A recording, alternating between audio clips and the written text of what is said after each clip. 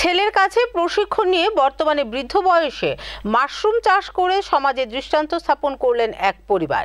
এই বিরল ছবিটি উঠে এসেছে পানিসাগর মহকুমার অগ্নিবাসা এলাকা থেকে। ইচ্ছে থাকলে অসম্ভবকেও সম্ভব করা যায়, তাই করে দেখালেন পানিসাগর মহকুমার অগ্নিবাসা এলাকার স্থায়ী বাসিন্দা মানিকলাল দাস। বয়সের ভার উদ্দাম, ইচ্ছের কাছে নতজানু, তাই প্রমাণ করলেন তিনি। উনার ৬৫ বছর হলেও ছেলের কাছে মাশরুম চাষের প্রশিক্ষণ নিয়ে সমাজের যুবকদের একরকম দিশা দেখালেন বয়স্ক মানিকবাবু ও তার পরিবার।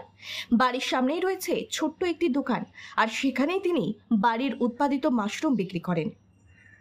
বিগত ৭ বছর আগে বাবা এবং মাকে মাশরুম চাষের প্রক্রিয়া শিখিয়েছিল ছেলে, আর ছেলের শিক্ষায় শিক্ষিত বয়স্ক বাবা মা এবং ছেলের স্ত্রী বর্তমানে মাশরুম চাষ করে প্রতিদিন ১২ থেকে ১৫ কেজি বিক্রি করছেন।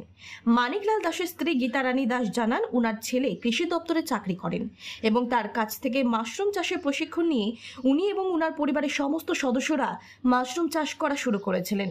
বর্তমানে চাহিদা বৃদ্ধির পাশাপাশি আয়ও ভালো হচ্ছে। চাষ করতেছি আজকে 7 বছর হয়ে গেছে। আর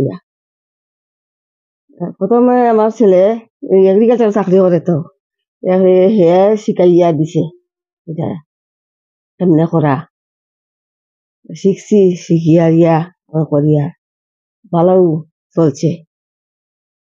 পাশাপাশি কি আপনার ছেলের বউ আপনাকে সাহায্যের হাত বাড়িয়ে দেয়? আমরা ঘরের সদস্য যজন আছি সবাই সময় পাইলে ইয়ে করে, সাহায্য করে।